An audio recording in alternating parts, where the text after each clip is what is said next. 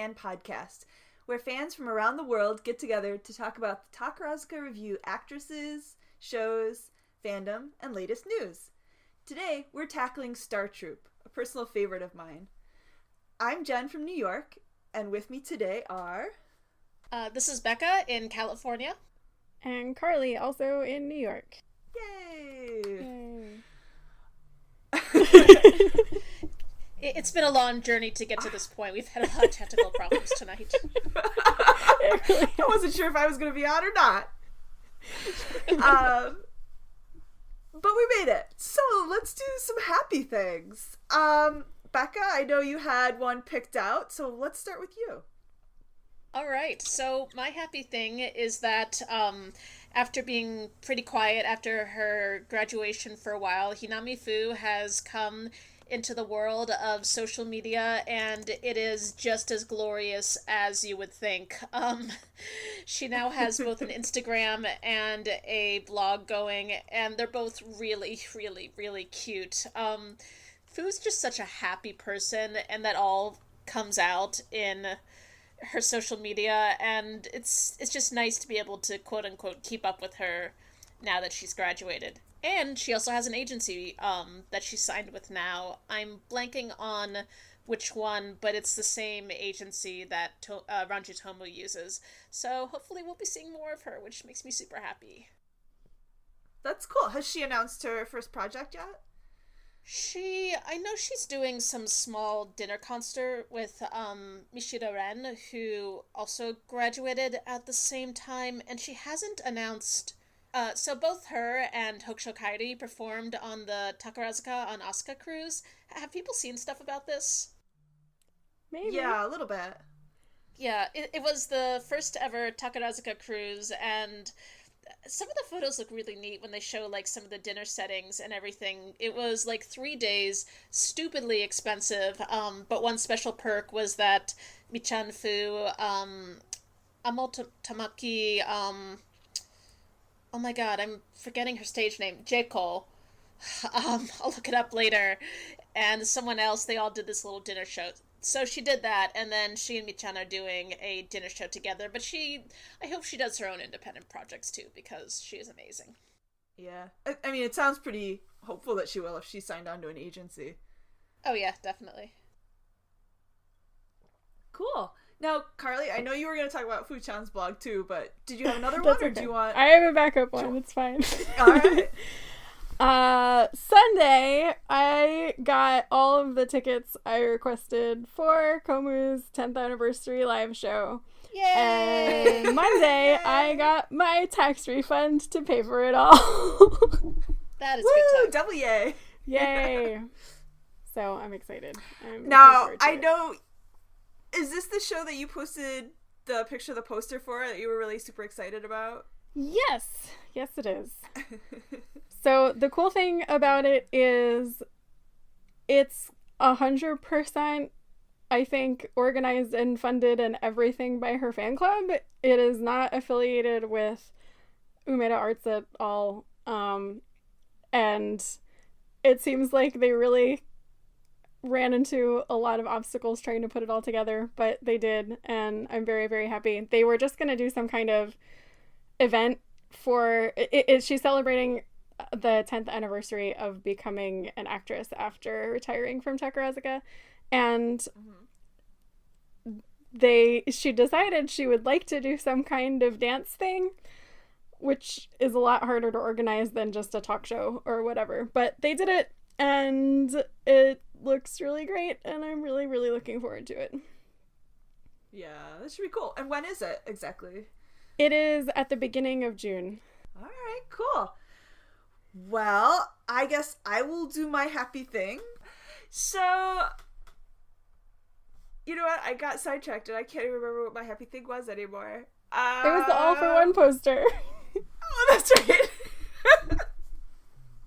So, I was really, really excited to see this poster come up because I didn't quite know what to expect. Like, I had a feeling this show was going to be a little bit off the trodden tracks of Musketeers because of the way that they wrote the intro blurb for it. They were like, yeah, it's kind of based on it, but not really. And, yeah, looking at the denim in the poster, I was like, okay, yeah, I could see that it might not be exactly based on the Three Musketeers. But I was super happy to see everybody on the poster, like, especially Uzuki Hayate. Like, I had been hoping that she was a little bit more Star Trekked than she ended up being, and I know she's gotten a lot of cool roles as an upperclassman, but it just makes me happy to see her on a big Grand Theater poster, so yay, that made me happy. Yay. And she looks so great. Yes. Really, that whole poster it's a lot, but it's fun.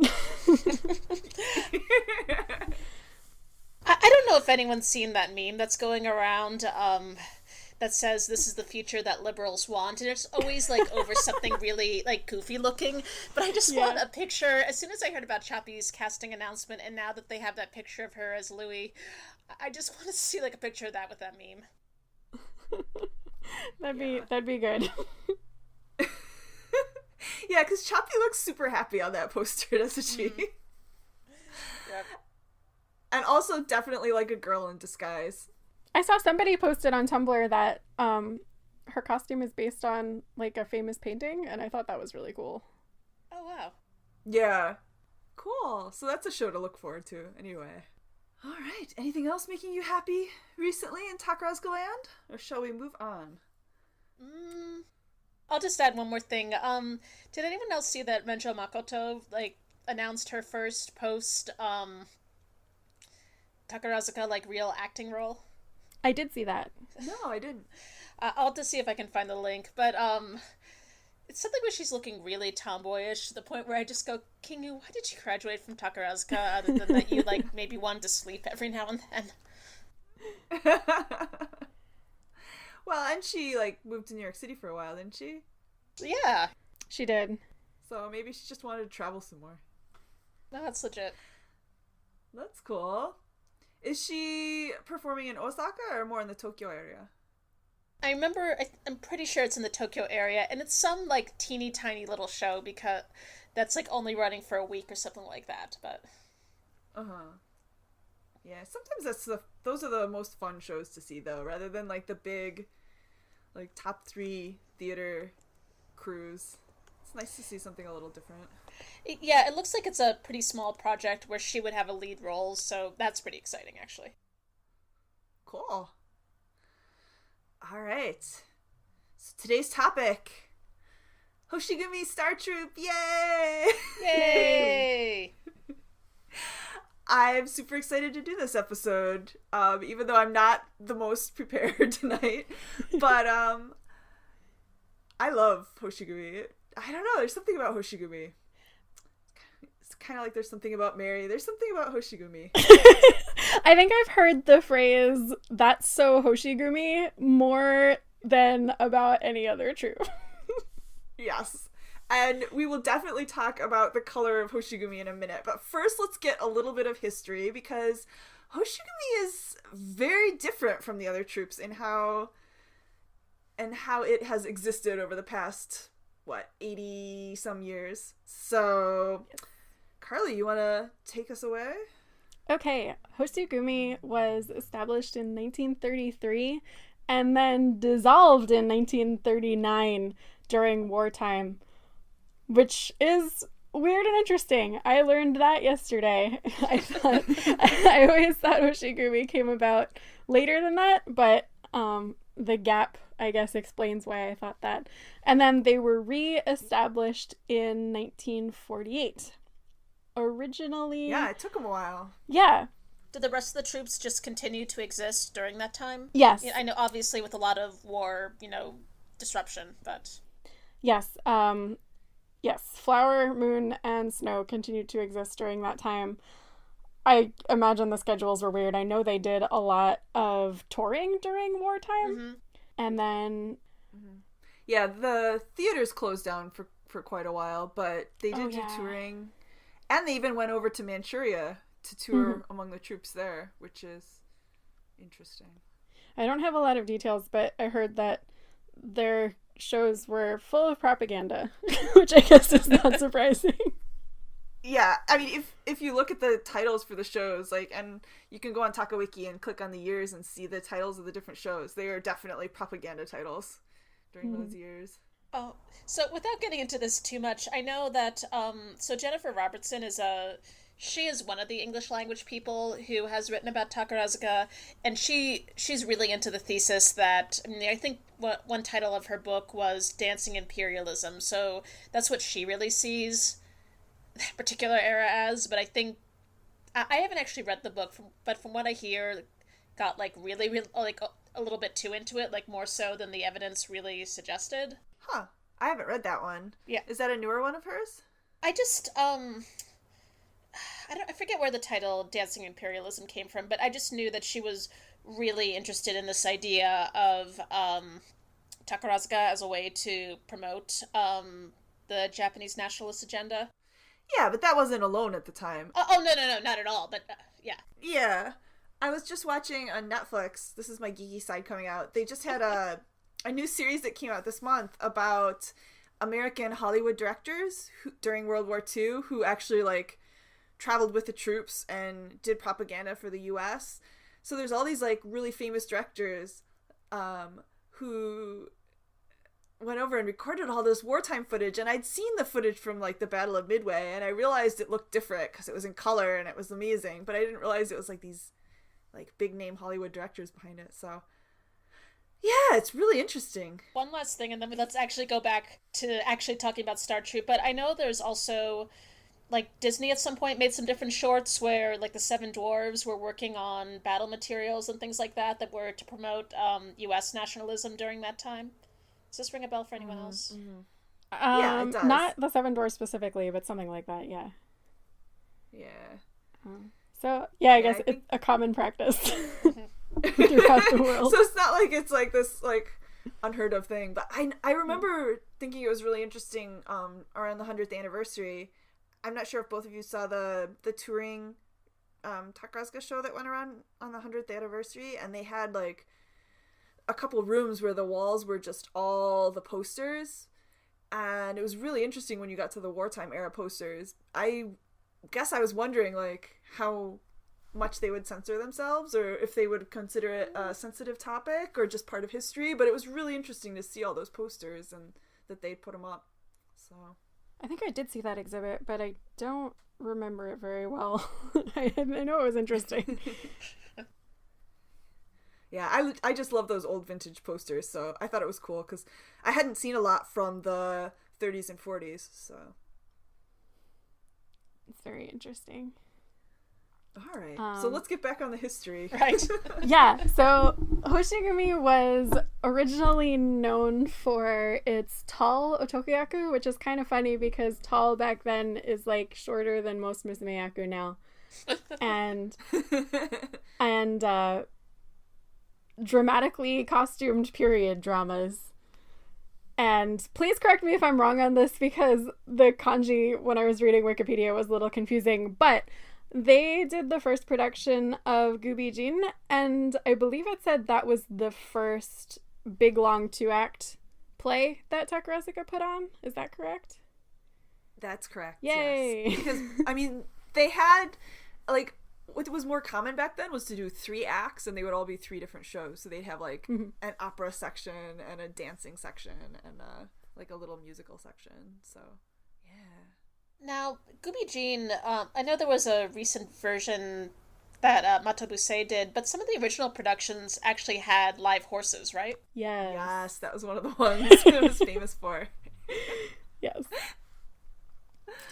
By the way, Carly, one of these days... Yes, I know! I'm gonna watch it with you. It's gonna happen. So yeah, Hoshigumi became known for that type of show. And so their history of stars is a little bit different. Because they were reestablished in 1948, a lot of their early stars are people we already talked about in other episodes because they obviously came over from the troops that already existed, like Kasugano Yachio was a big early Hoshigumi star, for example.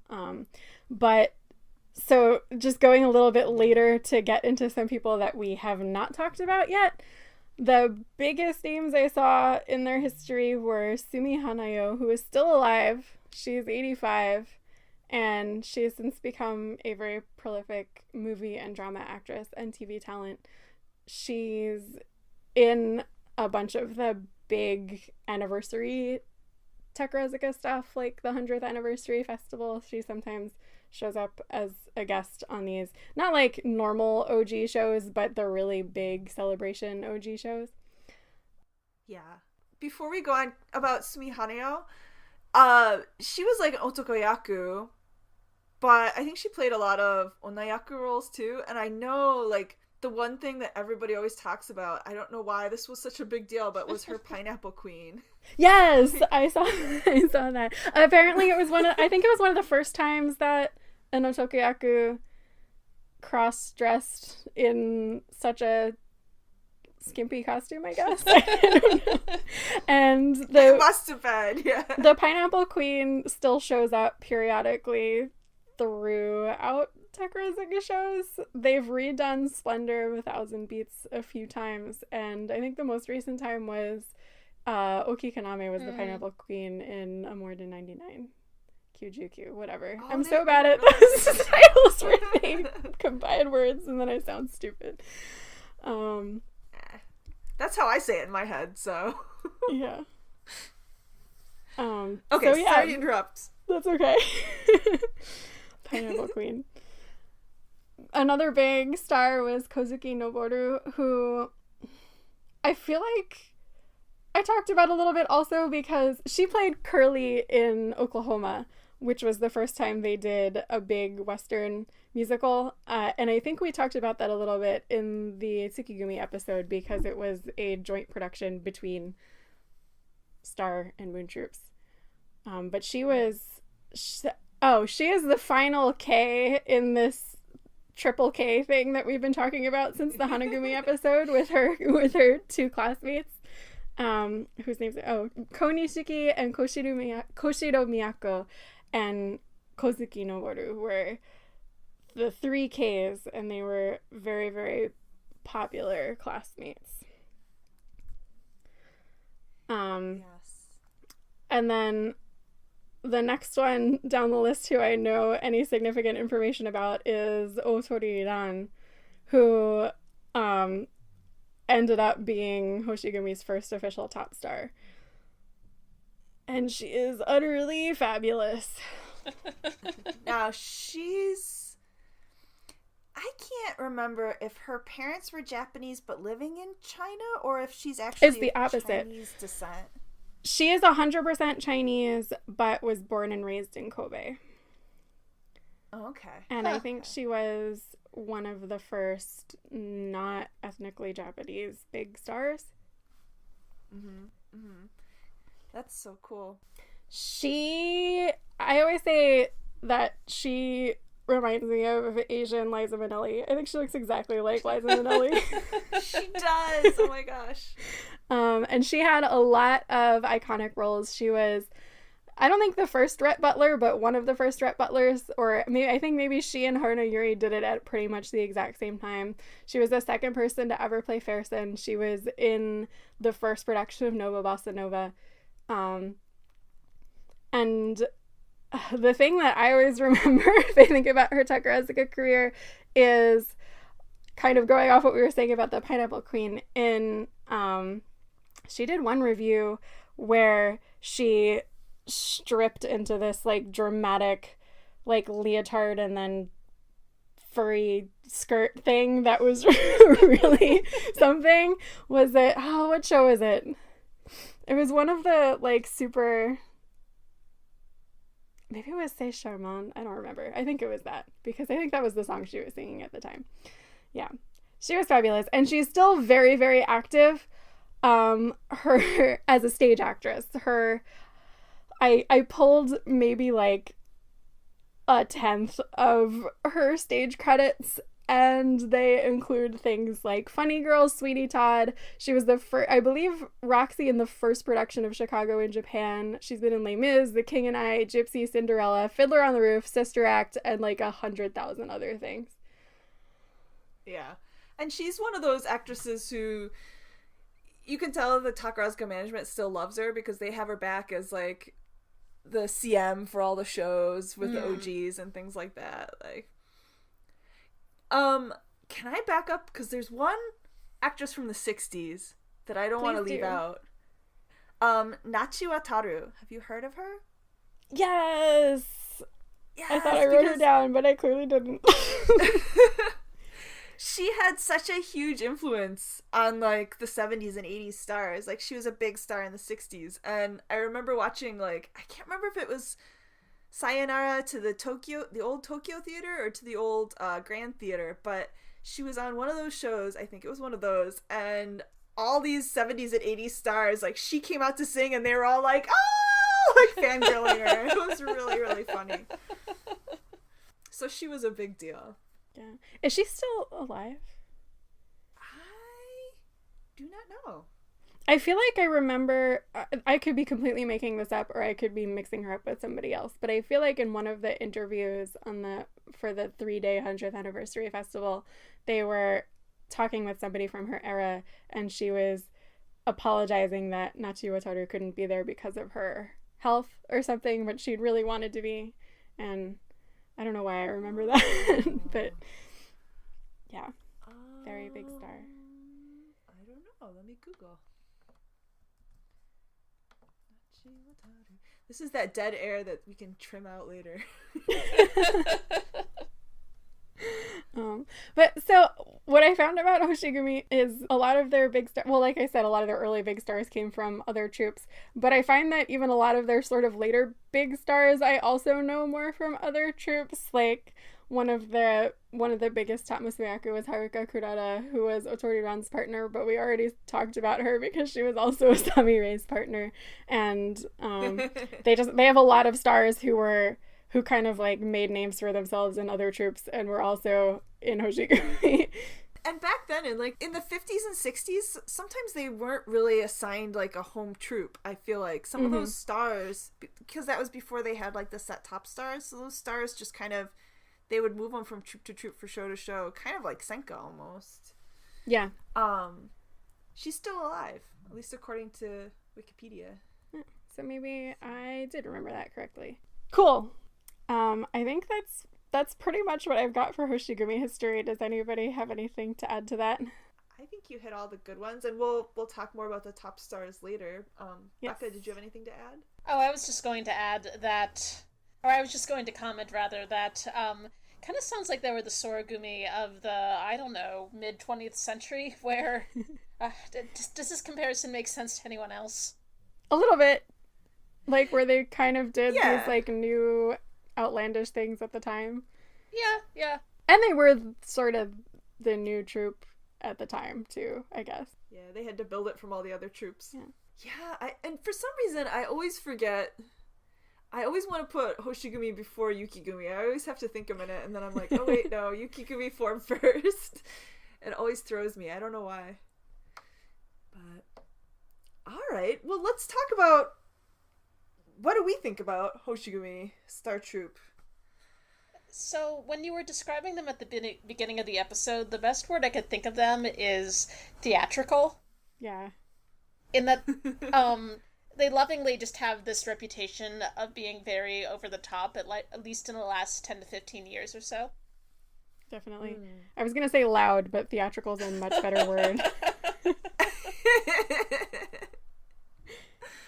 Yeah. And I think they're the troupe that started their own, like, drama club within Star Troupe. I think that's what, oh god, I just blanked. Help. Wow. Emma Naoki, wow. Like her... Emma Agency? Yes, her group. Is that what you're thinking of? Yeah.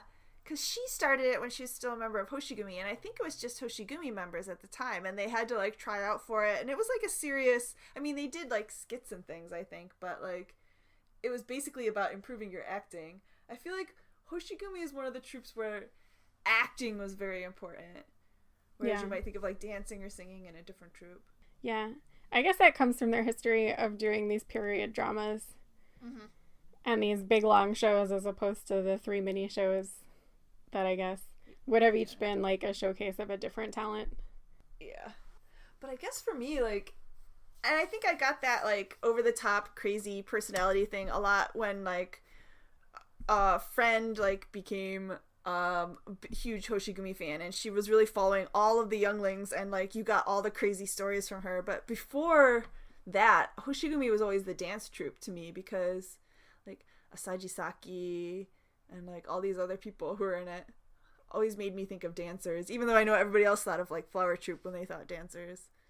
I don't know. I feel like in between Wataru and Chie that it, at least in the last 10 to 15 years, it actually has been pretty dance heavy. That's a good point. There's some definitely not so dance heavy people in between, but yeah, there's some really, really world class dancer top stars in Hoshigumi who I think, Jen, you were mentioning comparing them to Hanagumi. I think their styles are just so different. Like Wataru and Chie, for example, are like incredible dancers, but they're huge and their dancing is so dynamic, and it's just such a different look and feel, and very Hoshigumi, I guess, in style and vibe. Yeah. I think one of my favorite shows to rewatch, which like I don't rewatch shows a lot anymore, but I will still pull Wataru's dance recital off and watch it, because it's so much fun and it is so energetic, and there were some amazing dancers in the troupe back then that, yeah, it's just fun to rewatch. Yeah. I think for me, and it's kind of funny because a lot of the actresses I follow were more singers than dancers, but for me, I've always really liked the actresses who can dance.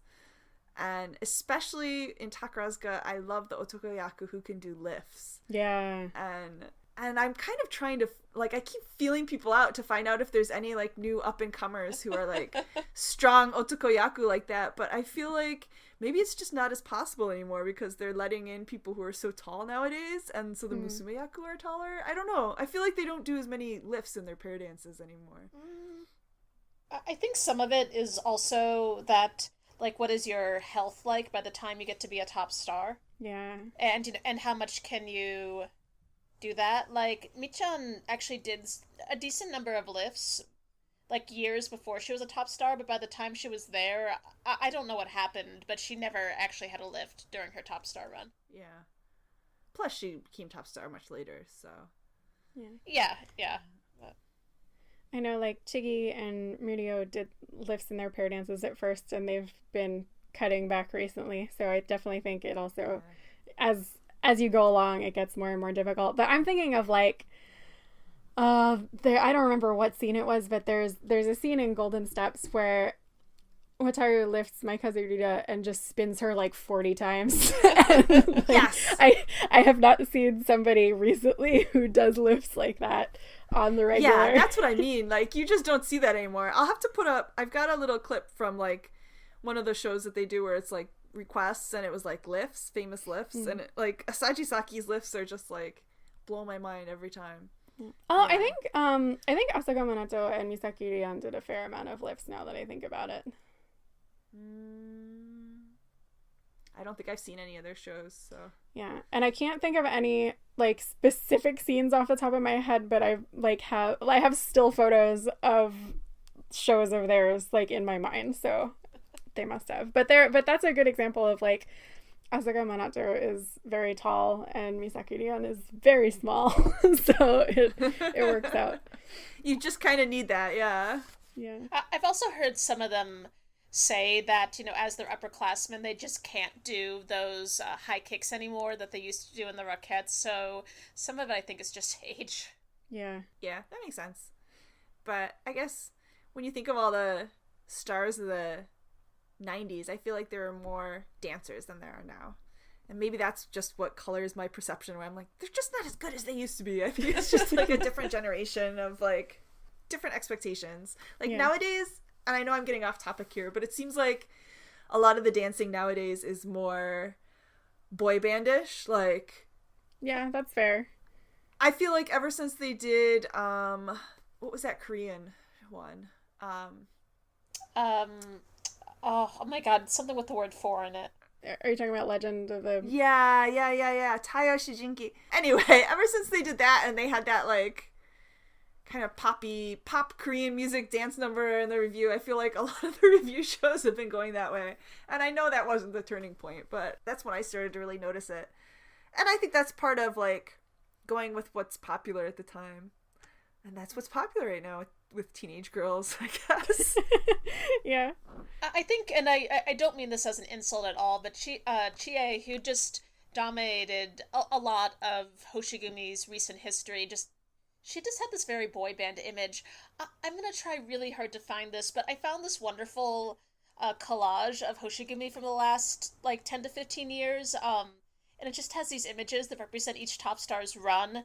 And for Toko, it's these, like, kind of very happy, traditional-looking women in kimono, and then when you get to Chie, it's, like, gacked or something like that, and, no, not gacked, because gacked, but just something where they're looking really boy bandish, and then you get to Michanzera, and it's all people looking happy in, like, some 1940s film, and then by the time you get to Benny, it's, like, modern anime. See, I kind of get where they're coming from, but when I think of Toko, I think of, like, she did, like, the red and the black, and she did, like, LL Khan, like, Toko did some dark shows. I don't know. And I don't know, like, Chie never was boy bandish to me, but that, I don't know. I guess I could see that. I don't know. I mean, she had a Budokan concert. Yeah. I don't know. She had this, maybe not like so much boy band, but she definitely had, and also partially attributed to her popularity, she definitely had like a rock star vibe, I think. Yeah. That they promoted. Yeah. So how about Hoshigumi nowadays? We've got Kurenai Yuzuru. I have not seen anything since she became top star, but I am going to see Scarlet Pimpernel in June. And I'm looking forward to it. That's going to be fun. Yeah. Mm-hmm. Yeah.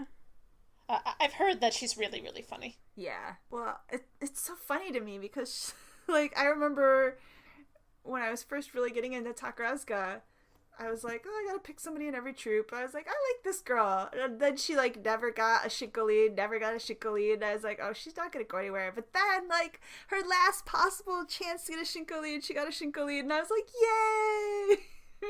And now she's a top star. I don't know. It's crazy to me. It is.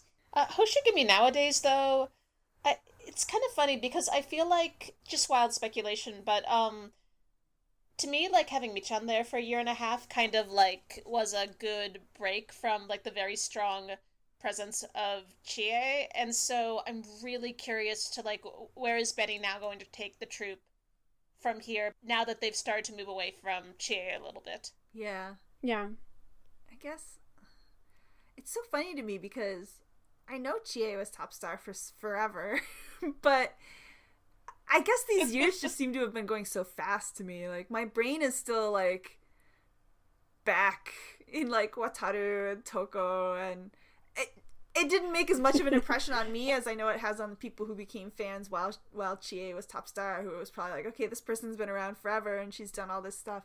I don't know. I would like to do a, like, survey of, like, who were the top stars when you became a fan, and how much has that impacted what you think of Takarazuka and the different troupes? Like, I think it would be really interesting to see. Yeah. That makes sense. Yeah, maybe our listeners can tell us what they think.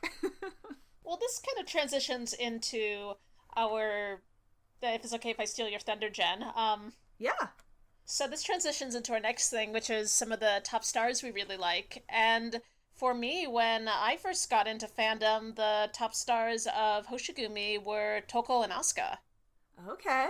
Yeah, and actually, when one of my first shows that I saw in the Grand Theater was their Ohidome, which was Sakura Secret Hunter, and so it's kind of funny. As far as Hoshigumi goes, I kind of jumped from, I saw a lot of Toko era, I know a little bit of Chie, and then I jumped to Michan. But anyway, I love Toko. Can I just quickly jump in and say for the new people that Toko is RNK? Thank you, Carly. I try to remember, but I forget. It's cool. And so I had come in after Wataru had already left, and I know for a lot of people, like, Wataru was Hoshigumi, and it was kind of weird to have it without her, but for me, Toko defined that troupe, and she was just such a good actress. Like, she did, Tyrion in Eru Archon back in about 2007, and it was this pretty rare what they call dirty hero in Takarazuka. He's really a horrible person, and yet was just so captivating to watch on the stage. I also saw her in The Red and the Black, and once again, I used to say that Red and the Black would be like if her character from Eru Archon just got dropped on his head a lot as a baby, because once again, just making lots of really stupid choices, but not quite as smart or as ruthless, but once again, really, really strong acting. Toko also just has this really dry wit about her. Like, someone told me that in some of the stage talks after Eru Okon, she would say with a completely straight face, "Oh yes, I have a difficult time looking at myself in the mirror in the morning." And that kind of dry humor is a little bit unusual for Japanese people. And then also she has this gorgeous, gorgeous voice. Like, A Piece of Courage, Hitokakera no Yuki from Scarlet Pimpernel was originally written for her. Oh, I didn't know that. Well, yeah, because, actually, I can't confirm that Alright, Alright, sorry. I hope I didn't just mistake. No, I think you're right. I mean, I knew it was written for the show, but I guess I should have realized, of course, they would have written it for her voice. Alright, I hope I didn't get that wrong, but, you know, I can't imagine they would have done otherwise. That reminds me, I was going back, because we were thinking of doing a show just about Scarlet Pimpernels. I don't know if we'll ever do a podcast on it or not, but I was going back and I was rewatching my, like, the backstage shows that they did at the time, and it was interesting because when you see, like, the backstage notes or whatever, they usually show the chorus practicing together. Like, they show the whole troupe practicing their singing together, but they don't show you, like, the individual lessons they have. And for this one, they actually showed, like, Toko there with Frank Wildhorn and with her, like, vocal coach, and it was really interesting to see how she was tackling the role. So I wish they did more of that in their shows. Yeah, they haven't, I forget what it used to be called, like production notes or something, and they discontinued them a number of years ago, which is too bad because I really like them. Yeah, yeah. But yeah, Toko unfortunately had a kind of short career. It was only about 4 shows long, but all of them were really, really solid shows, and she's also another one who became top star pretty late in her career. Like, by the time she became top, she's classmates with Haruno Sumire, and who else is in that class? Komu. Thank you. Sorry, I thought it was Komu, but I wasn't positive. But, you know, so by the time she was starting, Komu was retiring, and yet she was able to get her chance, and she did phenomenally. I'm pretty sure that Toko was the last 77th. I think by the time she retired, she was the last one in her class. So, yeah, her top career was not that long, but her career was very long. Yeah. She also spent a while in Hoshigumi as kind of being a second top star in some ways, in that she was really heavily featured even during Wataru's time. Like, I think Wataru made top during that weird Shinsenka period where Toko was getting some of the highest ranked non-top star roles at the time, but then there were also all of the Shinsenka people. Mm-hmm. Yeah, and they airlifted Wataru back in. Well, I guess they also airlifted Koji Tatsuki and then Wataru, and Toko was just kind of there that whole time. But yeah, Toko got a lot of really good roles during Wataru's run. She was Aida, for example. Right. And then she also did Singing in the Rain. Man, I miss Toko now. So, Toko was your... She's still pretty active. She's in a lot of shows. Yeah, she's... Yeah. I feel like the last I feel like all the 70s top stars went on to do musicals outside of Takarazuka, but then it feels like the 80s stars didn't really, and the 90s stars didn't really as much either. Like, they took lower roles, but it feels like all the stars from the not years went on to big musical careers. So, Becca, you picked Toko. Who was the top musumeyaku you wanted to talk about? So, the top musumeyaku I wanted to talk about would actually be Tono Asuka. So just to go with the other half of Toko, I might even have this here somewhere, but she and Toko were really well matched. They were, I don't know how they compared to other kombis at the time, but they had this really mature aura to them. Asuka also became top a little bit later than some of her peers, and she spent a little while in Senka, actually, and I think there was a moment when no one knew what was happening with her. But very similar to Toko, she has a gorgeous voice and also is a really, really strong actress. And the other thing I'll say for her is that I feel like she really remade her persona over the course of her career, that during her Hanagumi days, she had a much more kind of cutesy, traditional musumeyaku persona, and then I think developed into more of a onayaku or adult woman roles when she was paired with Toko, and I was really impressed with that. Yeah, they made a great combi. Yeah. And every now and then you'll see some photo on Instagram or something of the two of them together, and of course Toko is dressed very feminine now, but they're still very, very sweet. Yeah. Very cool. All right. Carly, you want to talk about your picks for top? Sure. We got into Kozuki Wataru a fair bit here, but I can't not pick her because she's one of my favorite top stars of all time. Weirdly, even though I love her Takarazuka career, I love her OG career even more. I don't know how that happened, but I'll try and focus on her Takarazuka career. She's an amazing dancer, but she's a very interesting dancer because she is enormous and her legs just go on forever. And when she does these really advanced dances, like in her recital, which Jen mentioned earlier, and another really good show to watch is her final review, which was Neo-Dandyism, I believe. She has some really, really impressive dance numbers in that. It's just like watching her dance kind of breaks your brain a little bit because at least I don't understand how physics apply to her. Like, just the stuff that she does with her body makes no sense to me, but she does it somehow, and she's an incredible dancer. This is something I learned today, that she was the first actress ever to perform with all 5 troupes. Oh, yes.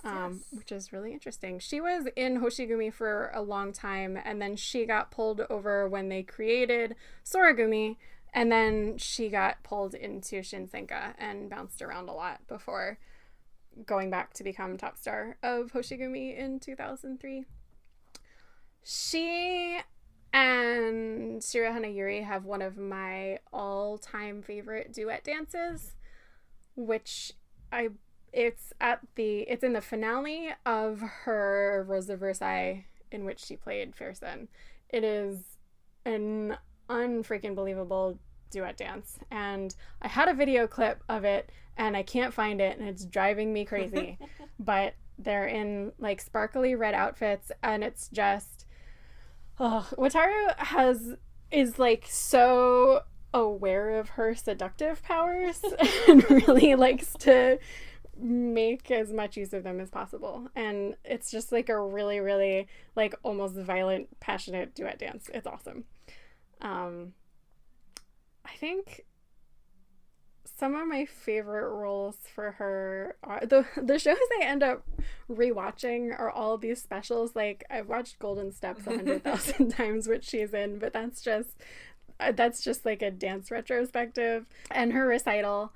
But in terms of like actual plays, I really liked her in Copacabana, which is also a really great show for Toko, who plays this like awful slime ball. Oh yeah. Toko's so good at the slime balls. Yeah. She really is. Kofakuman is such a good show. It was not a grand theater show. It was a small theater show, but like Wataru is this completely clueless, like sweater vest wearing puppy dog, and Toko is a slime ball, and Emma Naoki plays a female character, and it's just like great all around. And Wataru is also Escamillo in Jose and Carmen when Sunko did it in Sorogumi. And really the only notable thing about that role is she wears sparkly Matador attire, and Wataru was born in Matador attire, I think. She just, like, she looks really, really good in it. And she's in like literally every OG thing ever, I think. I think maybe my favorite thing about her is that even though she's so enormous, and even though she like very much kept kind of a androgynous fashion style, like even now, and you look at her and can immediately tell that she once was and maybe still is kind of an otakuyaku. She is the girliest girl, like in terms of her personality, and I love the gap between Wataru's stage persona and how incredibly girly she actually is. Like, her natural voice is so high whenever she's on TV or like in a talk show or like an after talk for a show she was in or something like that. She's always sitting like with her hands in her lap in perfect posture, and she gets really excited when she talks, and she wanted to be an idol when she grew up and danced in front of the TV when she was a kid. And she's also just the nicest person ever. She's so nice. I don't even know how to describe how nice she is. She's so nice. I have to jump on the Wataru train for a minute, because the first live Takarazuka show that I ever saw was Nagasaki Shigerezaka, which Moon Troupe is doing again this year, or just is doing. I can't even remember if they finished it or not. Is doing. Yeah. I think they're in rehearsals right now. But it was her and Toko and Todoroki Yu, and it was amazing. Like, I didn't really know a lot about Takarazuka at that point, and yeah, I really, really loved that show, and I kind of fell in love with Wataru from that show, and she is such a nice person. And I know you said, you just finished saying she was, like, really girly in talk shows and things, but at the same time, like, I've seen her in so many talk shows where the female hostess of the show will be like, okay, you've got to do it like an otokoyaku thing now. And even as an OG, she'll like, Wataru will do her otokoyaku thing, and the hostess will be like swooning. Even when they're not like Takarazuka fans. Oh, she loves that. it. Like, Wataru just sparkles. She like eats that kind of attention up. It's so much fun. Absolutely. Ugh, I love it so much. I think one of my favorite like first-hand Wataru memories is when I went to see Argent Tango in 2014, which was incredible. That was it was Wataru and Mizu and Ayabuki Mao and two Haruda Kaoru, who is a choreographer and dancer, and another female dancer, and then 5 boys they flew in from Argentina doing a tango show. And I was there for on the day there was a cast talk show at the end of it, and they had the director there who was Argentinian, and he had a translator who was speaking English, and he looked down the line and he said, I can tell like every single one of you, I think he must have been talking to Yumiko and Mizu, still has otokuyaku left in them except for this one. He said, pointing at Wataru, and he was talking in English first, and like so it took everybody else a little while to catch up, and I just heard that and I was like, what are you talking about? Like, Wataru is as much an otakuyaku now as she was on the day she retired from Takarazuka. But then like the more I saw her like off stage in OG stuff, like the more I understood what he was talking about. Like she loves doing that otakuyaku stuff, like you just said. But like is also just like so sweet and polite and girly. No, she was in Chicago this summer, and So I actually got her to sign my program, and I was shaking so hard when I went up to ask her, and I didn't think I had any of this, like, I don't know, like, starstruckness left in me. I'm such a cynic these days, but I was just like, my hands were shaking when I was like, could you please sign this? And she was like, sure, like, really nice big smile, but I'm just like, oh my god. So it was fun. She is a sweetheart. It's dangerous if you get close enough I to know. her. She's very imposing, and she's like usually wearing leather pants casually. Sorry, Becca, I keep interrupting you. What were you gonna say?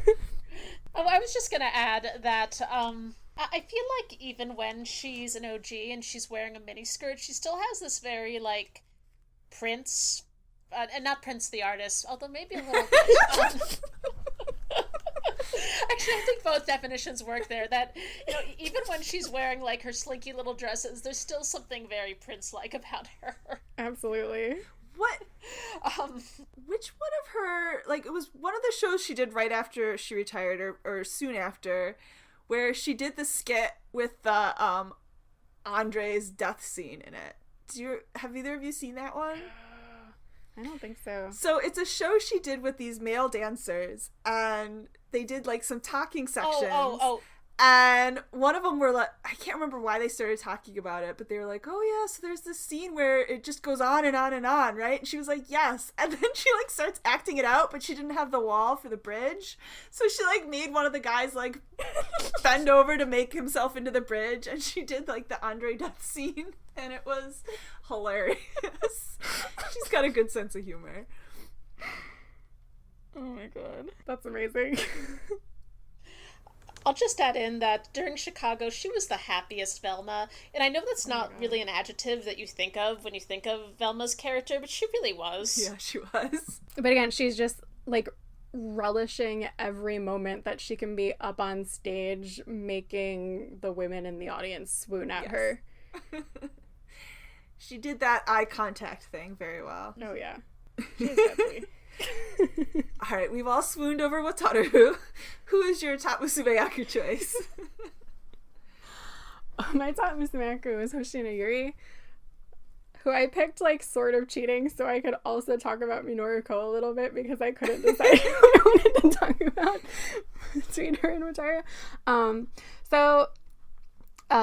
Hoshino Yuri was one of the first actresses I ever knew about because I discovered Takarazuka from seeing somebody's cosplay photos from Rose of Versailles, and they had used Minoru Ko's and Hoshino Yuri's costumes as their models, and then I looked them up from there, and I remember seeing them and going like, oh, this is...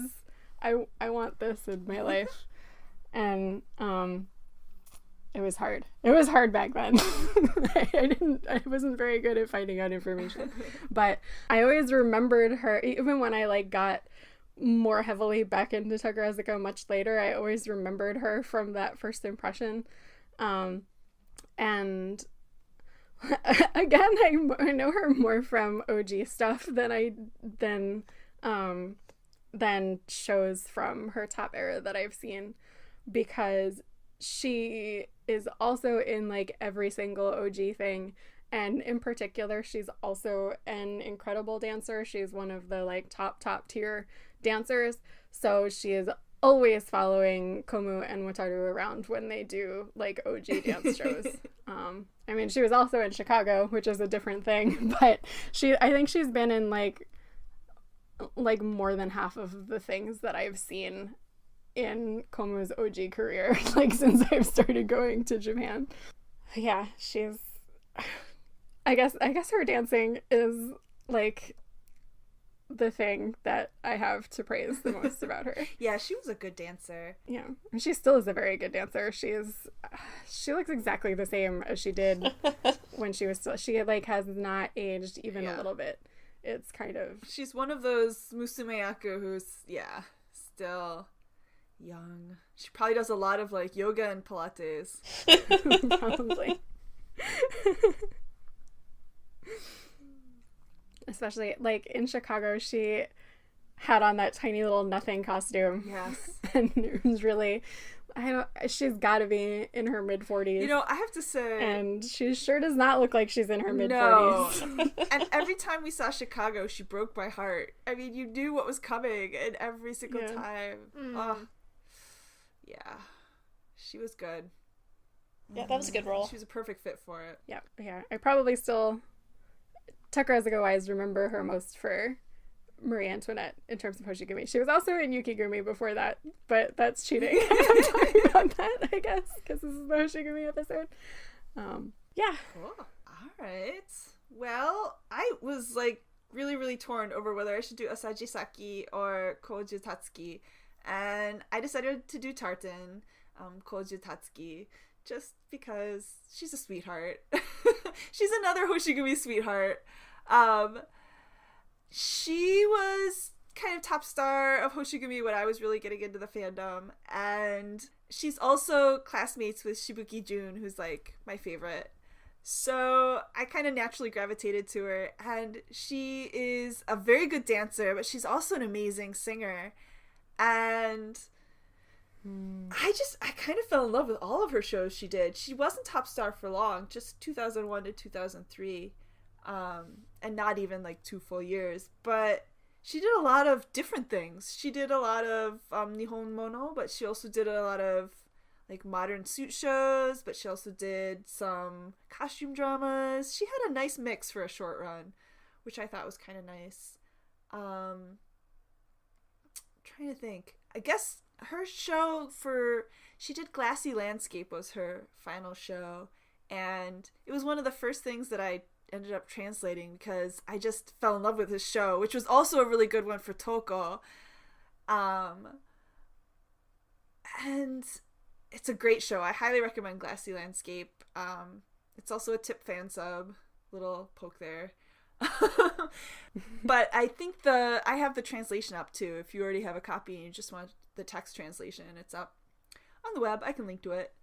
And she also made a great villain, even though she was a real sweetheart. And I think she was the villain in Prisoner of Zenda, which is based on a really famous like short novel, and she made a great villain in that. But I was gonna say, like, I'm not a huge Rosa Versailles fan, but her Andre is my favorite, and I know I've had this conversation with a lot of people who don't think that this is the best, but for me, like, the only really watchable Rosa Versailles is the Hoshigumi 2001 version, where she played hands Andre. down.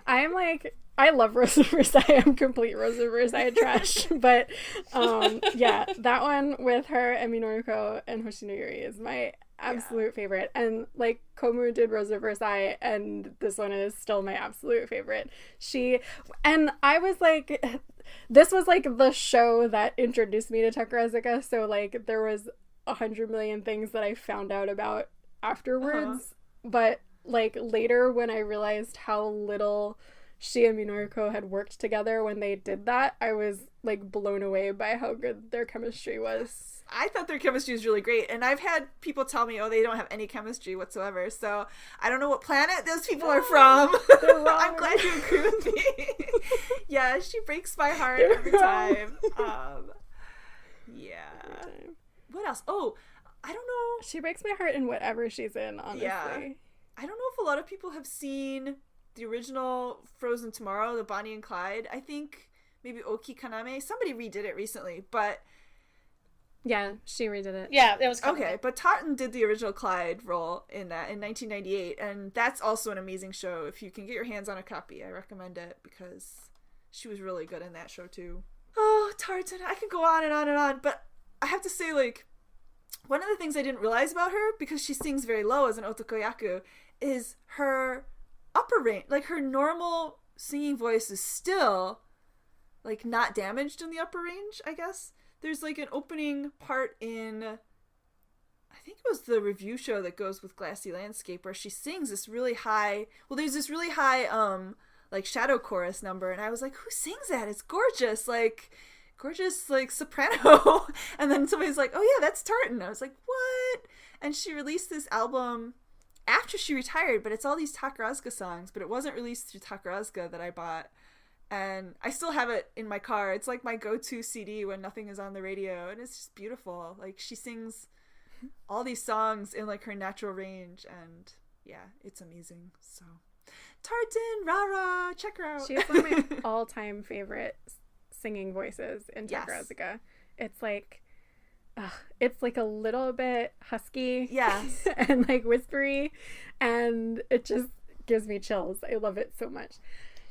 I was just going to add that, so my first time ever seeing her live was actually when I saw Umbrellas of Cherbourg back in, like, 2009-ish, and at that time she was playing Shirahana Yuri's mother, and I remember being really impressed that, you know, my impression of her up until then was being a otokoyaku top star, and here she was playing these matronly roles. So yeah, she's transitioned really well into a very different kind of persona than during her Takarazuka days, but like, I know she's played Sophie a couple times, she's been in Mozart. Yeah, I feel like she kind of transitioned from Takarazuka right into the matronly roles, though. It seems like whenever I see what she's in, she's always like playing this mother role or this aunt role. But good for her. Where does her nickname come from? You know, I don't know. She's one of the actresses that I'm not sure. Because it's one of those, like, weird nicknames that I have no idea. It's just unrelated. Yeah. You gotta wonder if she, like, wore a tartan or something at some point. Yeah. Well, we'll have to look that up. Her real name is Takako, so I don't know if it's based on her real name. And it was, like, Tatan, maybe? Oh, maybe. Something like that, yeah. So, I kind of cheated with my Top Musumeyaku pick, just like you did with Hoshino Yuri. I picked Shiraki Ayaka because, well, I do love her. I think she was amazing. She was Top Musumeyaku from 92 to 97 with Shion Yu and with Asaji Saki. I fell in love with her dancing, which is not usually the first thing that I notice about a Musumeyaku. And I don't know if she was famous for being a dancer, or if that's just I noticed it because she was dancing with Asaji Saki, but maybe. I always think of her voice because she had that, like, incredible operatic voice. And I know a lot of people liked her singing. I don't know. I really liked her acting too. I guess she's one of those actresses that I felt like she had all three, and that's why she was my favorite Top Musumeyaku ever for a very long time. I mean, I could point to every single show she did and be like, watch this. Like, she was great in action. She was so funny in action. Yes. I loved her in A Map Without Borders. I love her in Who Is Bad. Like, just the dancing in that role is great. She's just a great Musumeyaku. And she played Elizabeth. She wasn't my... Well, I want to say she was my favorite Elizabeth for a long time. And I think it was because I liked her singing better than Hanafusa Mari's. Yeah. I don't... She's one of my favorite Elizabeths. I love that version of Elizabeth. But I don't know. But check her out. There's one, I think I've only seen a clip, but they had a concert after the 1995 Kobe earthquake, where there's a scene where she's singing and Mariko's playing the piano in this concert, like, right after the earthquake, and they, like, after they couldn't go back into the theater because it was damaged. And every time I mean, they all have pretty sober expressions, obviously, but, like, her beautiful singing and Mariko playing the piano like a freaking genius. Yeah. Just every time I see that clip, I cry. Yeah. We can't just not talk about Mariko. Can we slip something in about her? Because she's just so cool. We're gonna run through everybody, right? Real quick. I don't know. She's just so cool because you're right. Like, she could play the piano so well, and she did it in a bunch of Grand Theater shows and all these other shows. And yeah. And then she moved to, like, freaking South America with her husband after she retired. Like, I think that's incredibly brave of her. Yeah. Yeah. She speaks Portuguese now.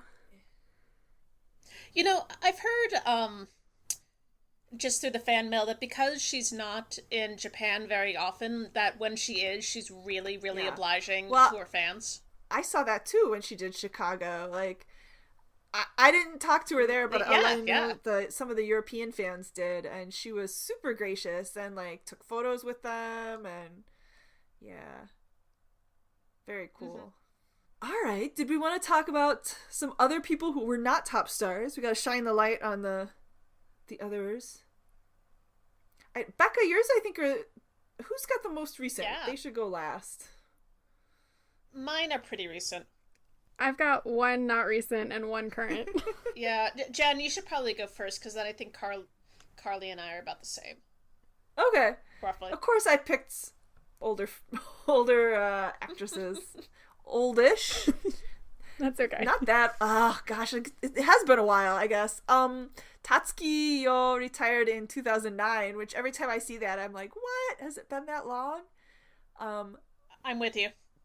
But Shi-chan and Toyoko Suzumi Shio, who retired in 2012, were both in Star Troupe when I really came to know them, although Shi-chan moved from Snow in 2003. And they were both in the troupe for about like 13, 14 years, I think, before they retired. I guess Toyoko was like 16 years. And I think they both, I don't know if Toyoko had a Shinko lead or not.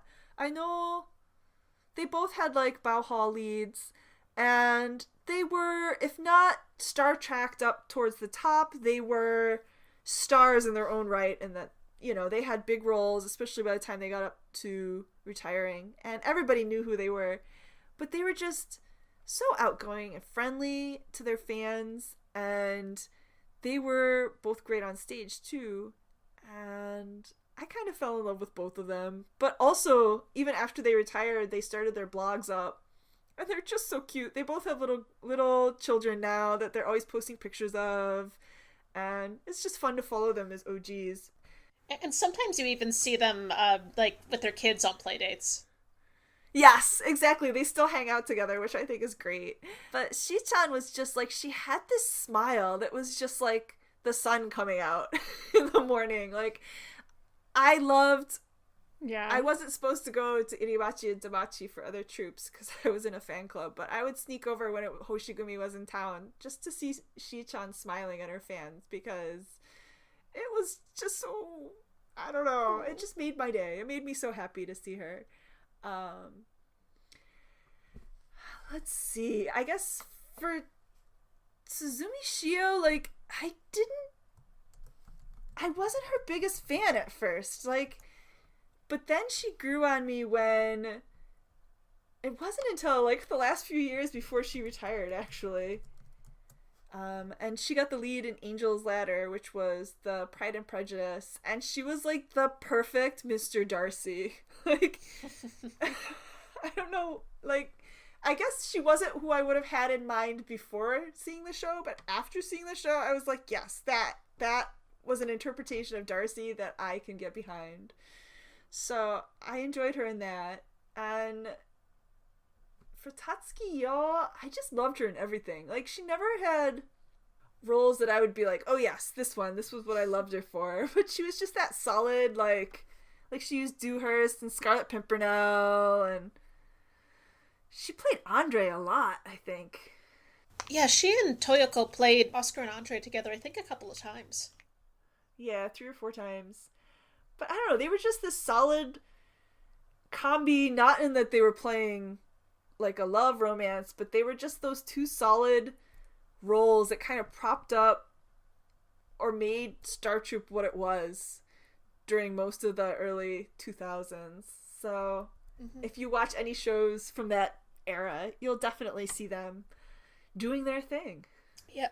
I don't know, do you have anything to add about them? I'll just say that Toyoko, because she's been raising small children, hasn't done a lot of stage stuff, but she always has a really good blog, and I think she also has an Instagram. I remember when I think it was pretty obvious that she ended up leaving the review to get married because she got married very, very soon after she left. And there were some great pictures.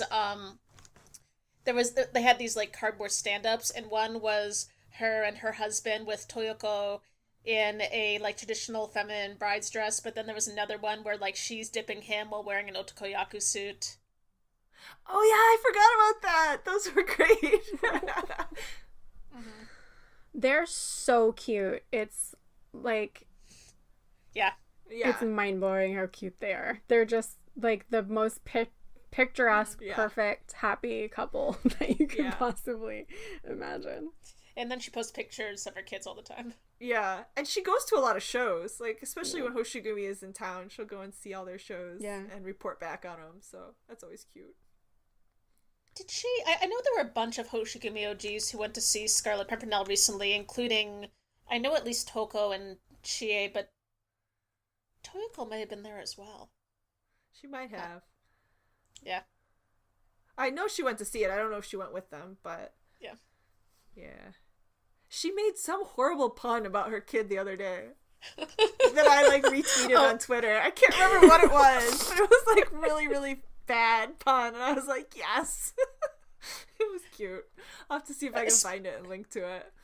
Speaking of bad puns, I remember she was on Cafe Break which is a show on, you can usually find it on local TV, which has a star who comes every week and talks about their role in the show that's going on recently. And so she was talking about folks in the Scarlet Pimpernel, and there's a part at the end where you have to write down like a quote from that character and then you sign it and it's given away as a prize. But for her, she just drew pictures of forks because in Japanese it would be pronounced folksu, which sounds very close to how you would say the character's name. That sounds like Toyoko. Alright, I'm gonna pass the baton on then. Carly, you want to go next? Okay, my first pick is Yume no Seika, who is one of my favorite, like, I guess, longtime supporting actresses ever. I feel like I'm cheating a little bit with this one too, because most of my favorite roles of hers and the ones that I know the best and the ones that I saw live are from her time in Yukigumi. But but she was in Hoshigumi much longer. Yeah, I still don't think of her as being a Yukigumi person. But yeah, she was already there when I started going to Japan. So that's what I think of her as. But I know I should think of her as a Hoshigumi person. She's I think her like most defining characteristic for me is her legs. She's also like she has very, very long limbs, but just like especially long legs that always like really, really, really stood out in her dancing, especially if she had like a high kick move. I just always thought her kicking was really impressive. But she's also just like, she's a really great character actress, I think, and she has kind of like a goofy personality, so she's really good at these kind of ridiculous comedic roles, but she is equally good at very, very serious roles, and she's an amazing villain, and she's just a very like I think it's extra impressive because she's very distinctive looking, and she's still really able to like transform seamlessly into whatever role she's playing. I've always been really, really impressed with her acting. I think when I think of her in Hoshigumi, the role that stands out the most is that ridiculous bowl cut she had in Officer and a Gentleman,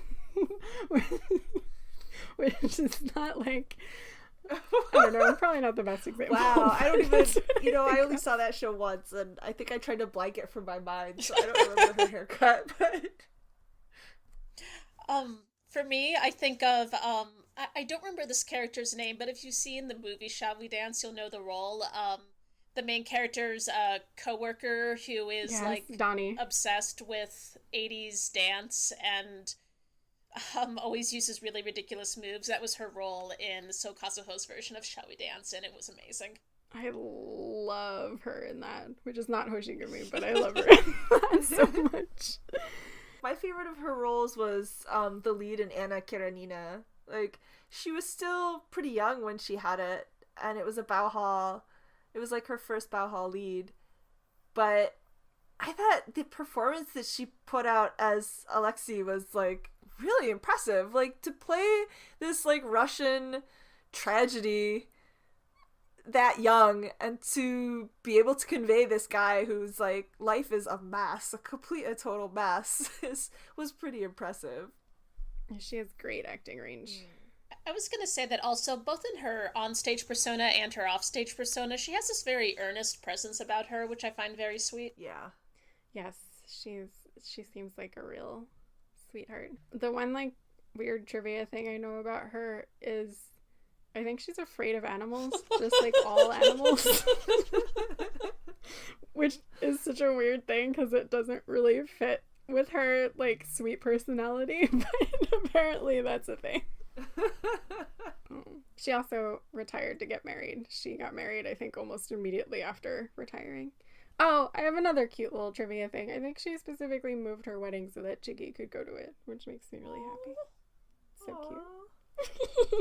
Yeah, they were classmates. They were classmates, yes. 87ths. Very cute. And then my other Hoshigumi person is Katori Reida, who is a 97th class Musumeyaku who is currently in Hoshigumi. She is currently my favorite person in Hoshigumi, and she's one of my current favorite Musumeyaku, period. She has an absolutely incredible singing voice. She has really, really interesting, edgy fashion for a Musumeyaku. I always really like seeing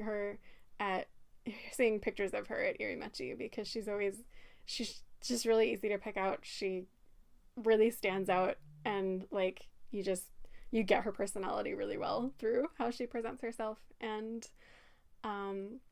when I saw the Komori Shinjin Koen, she had the role of, I don't remember any of the character names. She was the character that Benny played in the regular performance.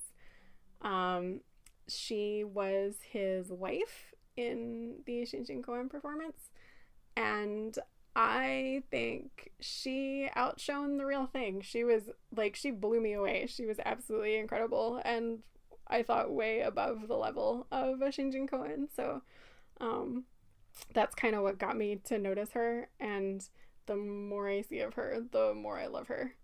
Oh. She's kind of like a background. She's not Star Trek or anything, and she's young, and she's a Musumeyaku, so, that's the formula for really hard to pick out on DVDs and stuff like that. Right. So, unfortunately, it's kind of hard to see more of her unless I physically go over there, but I really, really like what I've seen so far. I'm trying to see if I've seen her in anything. I think if I saw her, I guess she would have been before she got placed in Hoshigumi. I probably saw her when she was in the Tsukigumi show, but that's probably it. She was just in the other thing that I saw her in recently was they did like a New Year's countdown live show on Sky Stage on New Year's Eve, which was hilarious. It was just a bunch of random people from several troupes got together and took turns singing songs, and she was on that. She looked really cute, and her song was really cute. Really good.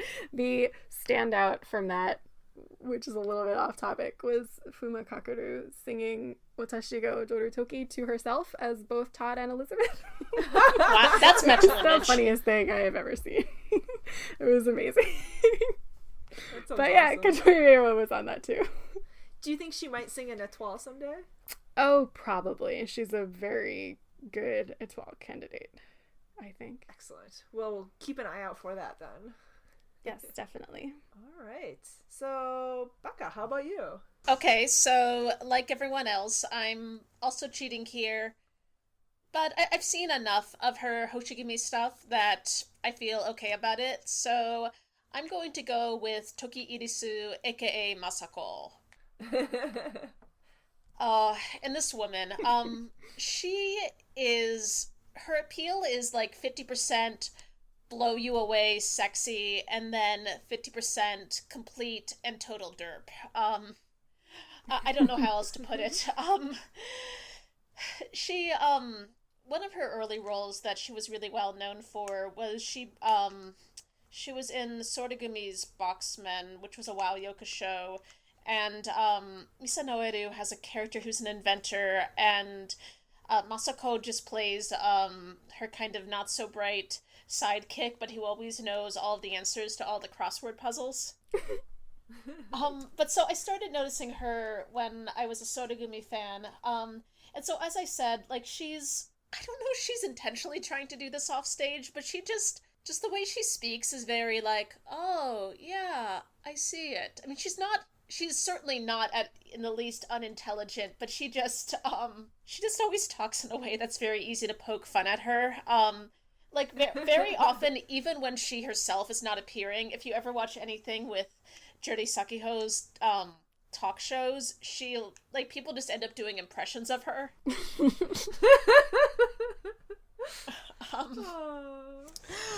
And but so that's one side of her is like, you know, she's played lots of roles, like she's in Casablanca, she's the tourist who gets pickpocketed, but at the same time, she also plays this role in the flashback where Cesar, that's the name of it, he's this revolutionary and has an eye patch, and then suddenly just blowing you away with her sexy dancing ability. I really liked her in Casablanca, I have to admit. Yeah, yeah. And then, so she transferred to Hoshigumi in about 2012, and I think what she got really known for there were character roles. Unfortunately, neither of you have seen the most recent Guys and Dolls, but she is a incredible big jewel. I finally watched the DVD, and she was incredible. Was she better than Shiomi Maho, though? Because that's kind of hard to top. I am so biased, I couldn't say. Did she have a teddy bear? Yes. Oh, and not only did she have a teddy bear, but she brought the teddy bear to the Ochakai. Awesome. And when she raffled off a prize with one of her club members, it wasn't a 2-shot, it was a 3-shot, because the bear was there too. Aww.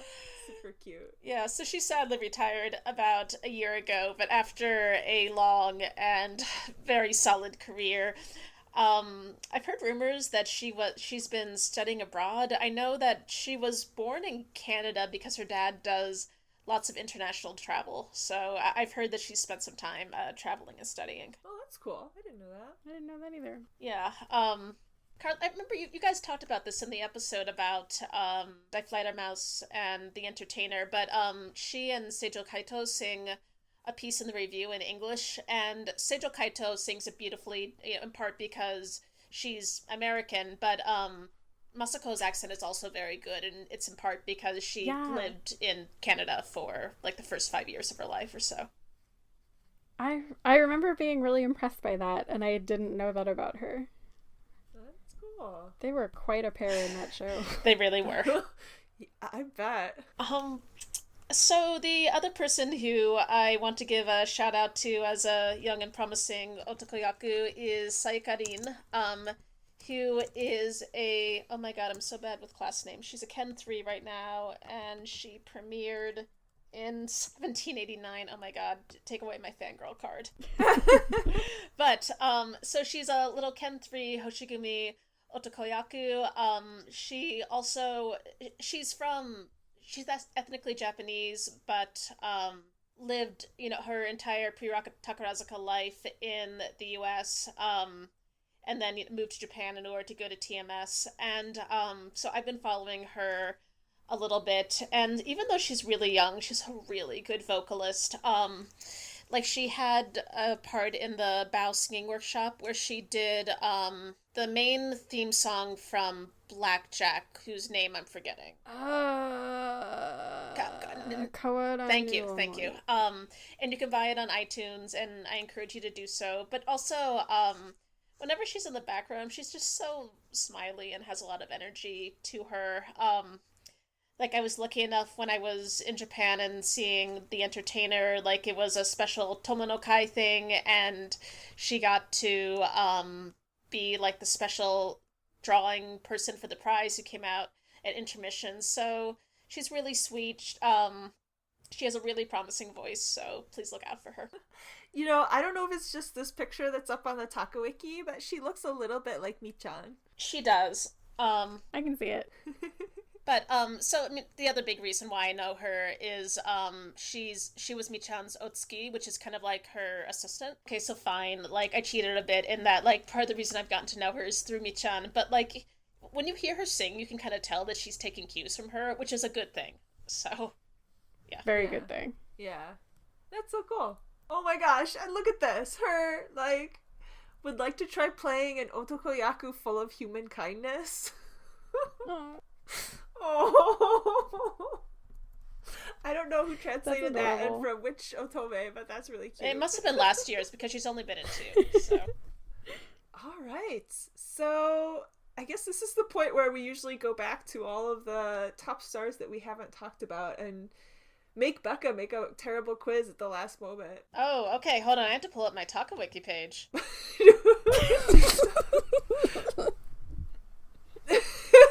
Do we want to do that, or do we want to just... We've actually talked about quite a few people. We have. We can just kind of like spit out facts about the rest of them, unless Becca wants to do a quiz. Since Becca just came home from work, I don't want to put her on the spot. What? No. I like thinking of random things. All right. Okay, go for it then. Let's see. Tell me... okay. It's funny, someone was just talking about this on the wiki in the, comment section, but apparently Nagisa Aki was 32 when she became top Musumeyaku. Yes. Yes. She's amazing in that regard.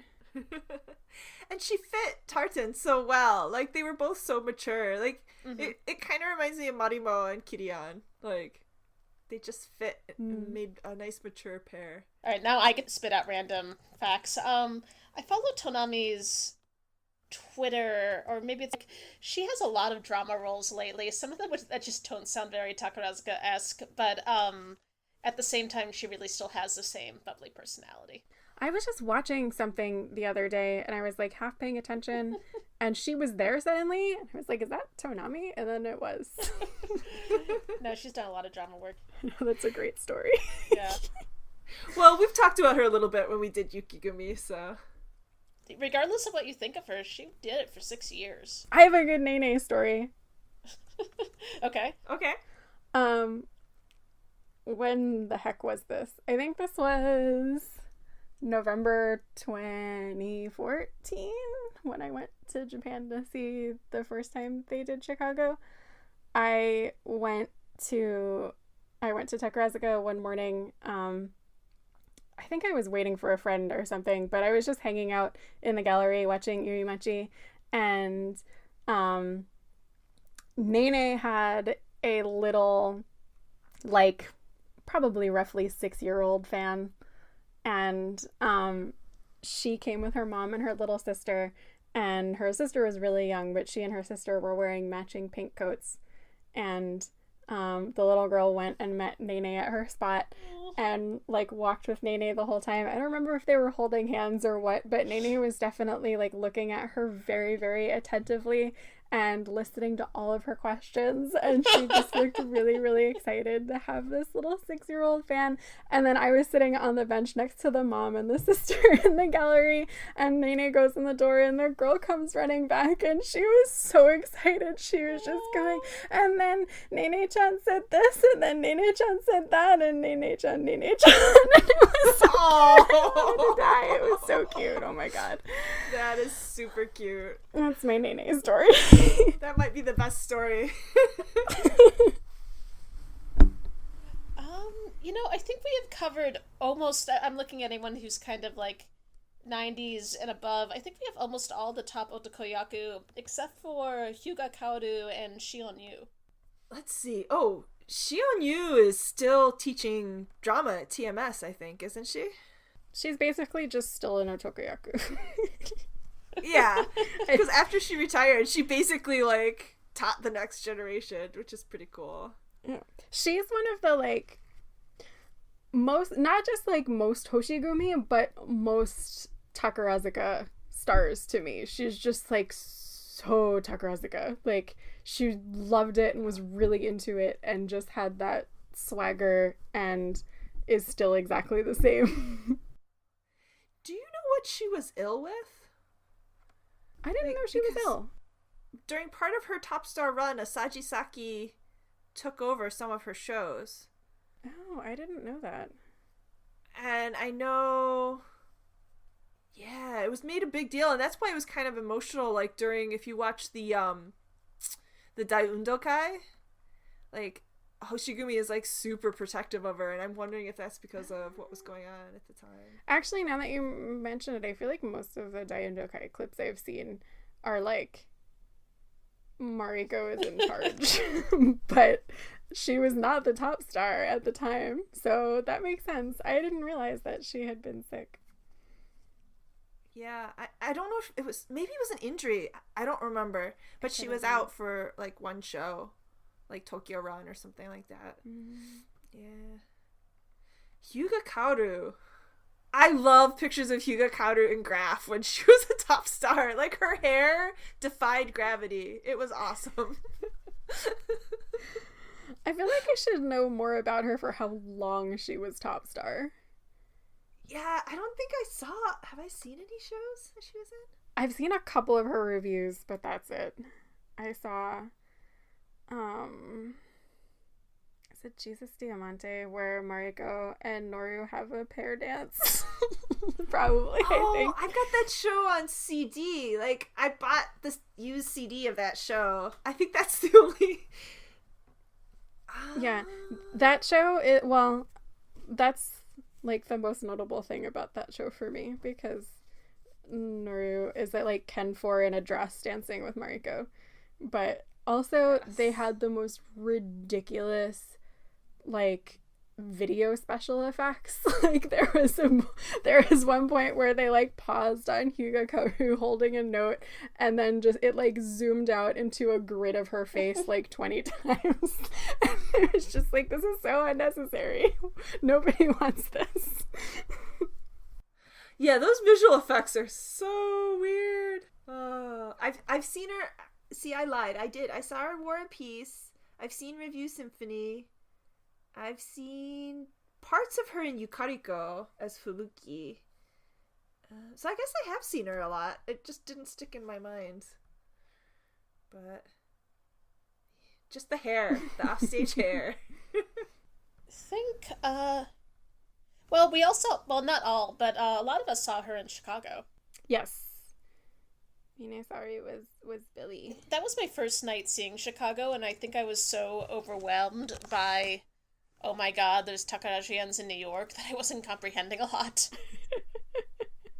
Chicago was very Hoshigumi now that I think about it. I'm trying to think if I've seen any of her Takarazuka shows. I don't think I have. She was also top star for a really long time. But you have seen Dawn of Lombardia, haven't you? No. You must have. Really? I don't think so. Maybe. I don't know. Maybe not. I guess I've seen her in Review Symphony. Because I had that show because it's Shibuki Jun's Hatsubutai.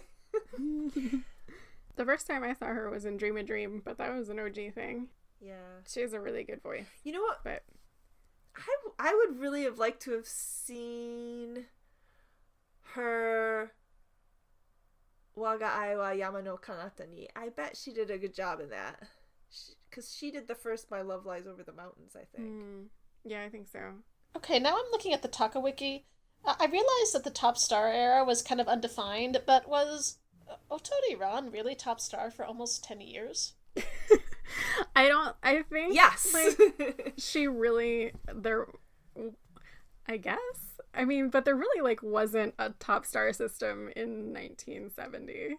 Yeah, I think somebody put that in. But, I mean, she did have a lot of the leads in that time. Yeah. she was Yeah, it does say unofficial, but... And then I'm embarrassed, alright, you probably know this name, but I haven't even heard it before. Seto Uchimiya? She's amazing! She was in the first Lover Suicide. Oh my gosh, she's amazing. I just rewatched the OG version that they did in like, I want to say like 2008-ish. And she reprised the role and it was amazing still. Like, oh, she's good. I like her a lot. Did I say her name right? Yep. Okay, good. Now I feel better. And there are, in between, I think we covered everyone from Shiraki Ayaka afterwards, but there are a ton of Musumeyaku. We talked about Haruka Kurara, but I just don't know who these people are. I'm so embarrassed.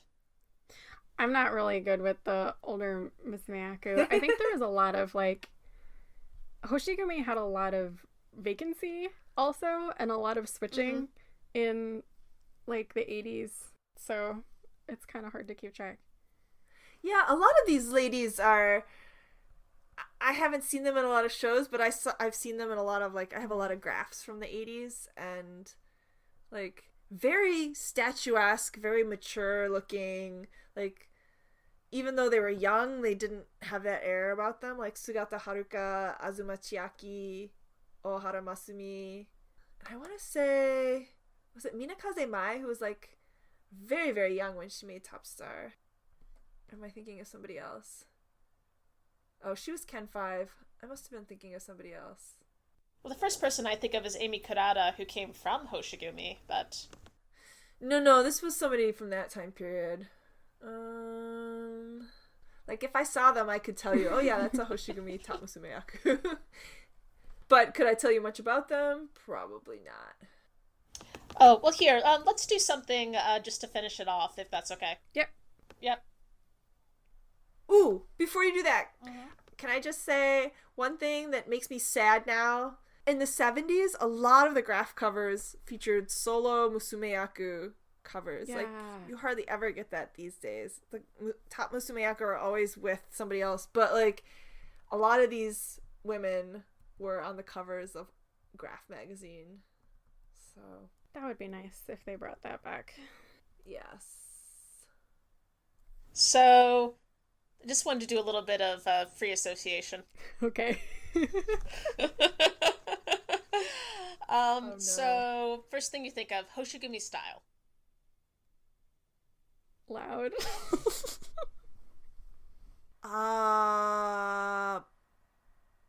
What's the first thing that makes you think of? I don't know. Like, are we talking, like, blue?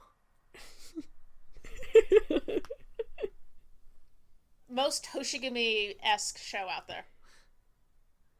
Oh god. Like, review or anything? Anything. Oh, Action. See, that's a good answer. you can't just pick one. Oh, yes! Babylon. Finish the phrase. You know it's Hoshigumi because blank. You know it's Hoshigumi because their fans are crazy. In a good way. The first thing that came to my mind was because Emma Naoki is in it, but that's not really true anymore. But it was true for a long period of time. Crying. Okay, so just to get back to finally, image of free association, Chie at the Daiundokai.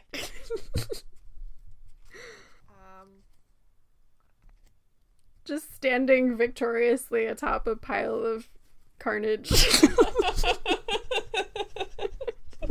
And you know she must have really made them practice. Oh, yeah. Definitely. I got nothing. Okay. Sorry, Jen, I know you were saying for a long time, don't tell me about the Daiundokai, I want to watch it, but I figure it's been a few years now. I have finally watched it, and, my brain is just Masaki on a motorcycle, All right, did we have anything else? That was good. Becca, you always come up with things at the last minute. I'm impressed. Yeah, your quizzes are the best. Thank you, I try. So, before I forget, I actually meant to say this at the top of the episode. Of course I forgot. I just want to Encourage. All ye listeners out there, encourage. Nice. Please check out the podcast blog, because lately and in the past as well, there have been a lot of great comments and additions to our conversations that listeners have added in the comments. And I think if you don't go and check out the comments, you miss a lot of the cool facts and conversations and important corrections and things like that. So definitely urge everyone to go and check out the blog comments in the Takarazuka Review Fan Podcast blog. Yay. Thank you for listening. We love to hear back from you. We love your comments, corrections, questions, and Topic suggestions. Yes, definitely. They're all on our list. Thank you. Yes. For eventually. We do add them. This is just a busy time of year, I think. So, thank you for listening, and we'll see you next podcast. Many thanks to Michael B. and the Arcanum String Quartet for their wonderful arrangement of Sumire no Hana Sakugoro. And thank you, listeners, for enjoying our podcast.